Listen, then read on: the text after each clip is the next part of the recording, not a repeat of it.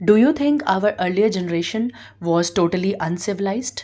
Hello everyone, this is Preeti Singh and today our topic is Harappan civilization, which is one of the world's earliest urban civilization. Urban और rural में जो difference है वो हमें पहले से पता है. जो अर्बन सिविलाइजेशंस हैं उनमें हमारे पास बहुत सारे रैंडम एग्जांपल्स हैं, but we have to study about Harappa जो कि हमारे इंडिया और पाकिस्तान को कवर कर रही है. ये तो हम इंडिपेंडेंस के टाइम पर अलग अलग हो गए, अदरवाइज उसके पहले तो it was completely a one region. So where did it develop and how did it move along? Here we are having it developed in the plains of Indus and Saraswati rivers. और कैसे कैसे develop हुआ, तो छोटे छोटे villages जो थे वो ग्रेजुअली ग्रो होना शुरू हुए थे टाउन्स में अबाउट 3500 BCE एंड लेटर ये धीरे धीरे करके सिटीज़ में कन्वर्ट होना शुरू हुए 2600 BCE में इन द इंडस रिवर, जो कि आज के टाइम पर अगर हम उस वैली की बात कर रहे हैं तो वो पाकिस्तान और नॉर्थ वेस्टर्न ऑफ इंडिया को कवर करता है. As we can see in this picture that we are having a proper system of everything. There is some kind of water जिसको कि ग्रेट बाथ आप कह सकते हो, कि मोहनजोदाड़ो का ग्रेट बाथ कह लो, या इसके अलावा आप देखो कि यहाँ पर एक अपर टाउन दिख रहा है, एक लोअर टाउन दिख रहा है. Moving on to the next one, we are having कि हड़प्पन सिविलाइजेशन का जो नाम है वो हड़प्पन क्यों पड़ा है, because Harappa was the first major city which was excavated in 1920 to 21. Important rivers क्या क्या हैं इसके अंदर, हमारे पास है Indus river, then we are having Saraswati river. Indus river में इट सपोर्टेड एग्रीकल्चर और जो भी सेटलमेंट थे वहाँ पे फ्लड प्लेन्स के लिए it provided that. Saraswati river में it is identified with the present day, जिसको हम घग्गड़ एंड हाकड़ा चैनल बोलते हैं, और ये उस टाइम पर अर्ली पीरियड में काफ़ी ज़्यादा इंपॉर्टेंट था, लेकिन धीरे धीरे करके ये ड्राई अप हो गया. और जो भी यहाँ के सेटलमेंट्स थे पहले के टाइम में, पहले की जनरेशन में जो भी लोग सेटल होते थे वो जनरली ऐसी जगह पे सेटल होते थे जहाँ पानी की सुविधा अच्छी हो, तो वो चीज़ें यहाँ पर अवेलेबल थी. That is why people were living here. Harappan civilisation के की फीचर्स क्या हैं हमारे पास? प्लान्ड सिटीज़, यहाँ की जो सिटीज़ थी प्रॉपरली प्लान्ड थी, जिसमें प्रॉपर रोड का सिस्टम था, ग्रिड पैटर्न्स बने हुए थे. इसके अलावा यहाँ पर ड्रेनेज सिस्टम बहुत अच्छा था.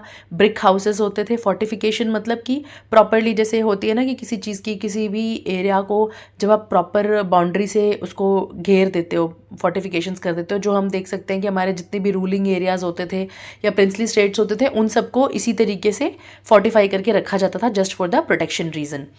And then we are having it is for the defence and control. Then we are having जो भी आपके हड़प्पन सिविलाइजेशंस में जितनी भी सिटीज़ थी उसमें दो तरीके की चीज़ें होती थी. एक होता था हमारा अपर टाउन और एक lower town. Upper town was an elevated area, जो कि पब्लिक बिल्डिंग्स और एलाइट्स मतलब कि जो अमीर होते थे, जो रूलर्स होते थे, उनके लिए होते थे. और जो लोअर टाउन होता था वो रेजिडेंशियल एरिया होता था कॉमन पीपल के लिए. फिर ग्रेनरीज का सिस्टम था यहाँ पर, मतलब हम आज सोचते हैं कि हम सारी चीज़ों को, ग्रेनरी को, हम स्टोर हाउसेस को उस तरीके से प्रोटेक्ट करके रख रहे हैं, रिजर्व रख रहे हैं, स्टोर करके रख रहे हैं. बट उस टाइम पीरियड में भी जो स्टोर बिल्डिंग्स थी वो काफ़ी बड़ी बड़ी लेवल पे बनाई जाती थी for the community savings. Then trade में अगर हम देख रहे हैं तो यहाँ पर एक्सपोर्ट्स भी है हमारे पास, and then we are having imports as well. Exports में ज्वेलरी हो गई, टिम्बर प्रोडक्ट्स हो गए, ये सारी की सारी हमारे देश से बाहर. एक्सपोर्ट मतलब एग्जिट, एग्जिट, तो एग्जिट मतलब बाहर जाना. तो एक्सपोर्ट में ये चीज़ें बाहर की तरफ जा रही हैं, और इंपोर्ट में हमारे पास हैं जो मटेरियल्स लोकली अवेलेबल नहीं है, जैसे कि कॉपर हो गए, कुछ पर्टिकुलर स्टोन्स हो गए, ये बाहर से मंगवाए जाते थे फॉर ट्रेड पर्पस. उसके बाद है हमारे पास एग्रीकल्चर, तो इसमें वीट है, बार्ली है, कॉटन है हमारे पास. इसके बाद रिजर्वर्स में अगर हम देख रहे हैं तो सिटीज़ जो होती थी उनमें रिजर्वर्स जो होते थे वो कंस्ट्रक्ट किए जाते थे फॉर वाटर सेवेज, और टैंक्स में, बड़े बड़े टैंक्स में उसको स्टोर करके रखा जाता था, because without water many purposes, many things would not be done. Then we are having the major cities. Major cities में हमारे पास है हड़प्पा, उसके बाद Mohenjodaro, Dholavira, Lothal and Kalibangan, which you can see on this map. Then we are having the writing and seals. तो उस time period में भी उनके सील्स बने होते थे जिनके थ्रू उनको आइडेंटिफाई किया जाता था कि कहाँ का है, जैसे कि सियाटाइट सील्स है यहाँ पर. ये स्मॉल कार्व्ड सील्स हैं जो कि सॉफ्ट स्टोन से बने हुए हैं, जिसमें कि एनिमल फिगर्स शो होते हैं, which you can see in your NCERT books, it is there. उनमें क्या होता था, उनमें स्पेशलिटी क्या होती थी, उसमें ड्रिलिंग करके ना वो किसी न किसी एनिमल से उसको लोकेट करते थे और उसको कैरी किया जाता था। यूज़ क्या था इसका, तो इसको ट्रेड के लिए यूज़ करते थे ताकि वो अपने ओनर्स को, मर्चेंट्स को आइडेंटिफाई कर सकें, और एडमिनिस्ट्रेटिव कंट्रोल के लिए ये यूजेबल हो सके कि भाई इतने सिक्के कहाँ से आए हैं। Then we are having metallurgy and craftsmanship में हमारे पास ब्रॉन्ज के टूल्स हैं, जो कि ब्रॉन्ज आपका कॉपर और टिन को मिलाकर बनता है। उसके बाद हमारे पास पॉटरी होती थी, उस टाइम पे क्राफ्ट्स होते थे। जो सिविलाइजेशन ये है, यहाँ पे बहुत ही फाइन तरीके की पॉटरी देखने को मिलती है, ज्वेलरी देखने को मिलती है, बैंगल्स, टेराकोटा, फिग्राइंस, इस तरीके की चीज़ें ये शो करती हैं that they were very skilful. Script क्या थी इनकी, तो जो इनकी स्क्रिप्ट है that is Indus script, but it is not fully deciphered. Deciphered मतलब अभी तक उसको कोई पढ़ नहीं पाया है प्रॉपरली, उनके सिम्बल्स को ही आइडेंटिफाई थोड़ा बहुत जो किया गया है उसी के थ्रू हम उनके बारे में जान पा रहे हैं। अदरवाइज प्रॉपरली अभी इस बारे में बहुत ज़्यादा डिटेल हमारे पास नहीं है, इनके स्क्रिप्ट को इतने अच्छे तरीके से अभी तक डेसिफर नहीं किया गया है। देन डिक्लाइन का क्या रीज़न था, तो जितनी तेज़ी से ये चीज़ बहुत ज़्यादा फ्लरिश कर रही थी, उतनी ही तेज़ी से इसका डिक्लाइन जो है वो 1900 BCE में जाकर स्टार्ट हो गया था। पॉसिबल रीजंस ये सारे माने जाते हैं, जिसमें से नोबडी श्योर अबाउट इट कि क्या हुआ होगा, बट पीपल थिंक जो भी हमारे आर्कियोलॉजिकल या जियोलॉजिकल जो भी इसमें रहे हैं फील्ड्स में, उनके अकॉर्डिंग वहाँ के जो क्लाइमेट चेंजेस हुए होंगे शायद इसकी वजह से कुछ हुआ होगा, या जो रिवर है उसने अपनी रुख को बदल लिया होगा, या ट्रेड में डिक्रीज़ हुआ होगा, या कुछ नेचुरल डिजास्टर आया होगा, या लोगों का जो शिफ्ट, जो अर्बन एरिया से लोगों ने धीरे धीरे करके विलेजेस में वापस जाना शुरू कर दिया था, शायद ये रीज़न रहा होगा जिसके कारण जो हमारा ये हड़प्पन सिविलाइजेशन है कहीं ना कहीं ये एंड पे आ गया था। Here I have given a table जिसमें कि हड़प्पा और मोहनजोदाड़ो के बीच का डिफरेंस आप कह सकते हो, जिसमें फीचर्स हैं। फीचर्स में we are having the basis and it is very easy for us to learn from here. अब सबसे पहले में हम देख रहे हैं यहाँ पे लोकेशन है हमारे पास। लोकेशन में हड़प्पा जो है it is in Punjab near Ravi river.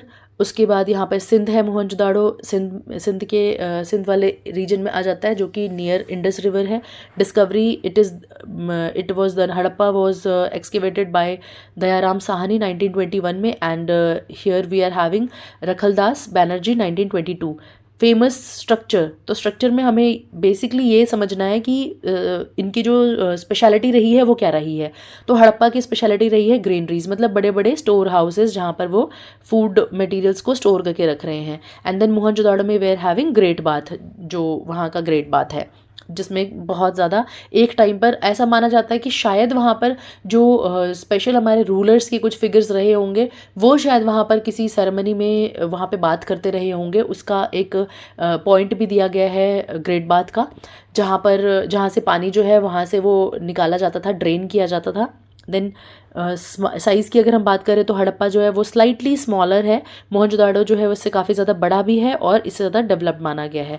Then we are having city planning में जो हड़प्पा है वो वेल प्लान थी, स्ट्रीट और हाउसेज इसके, और यहाँ पर ड्रेनेज सिस्टम भी था।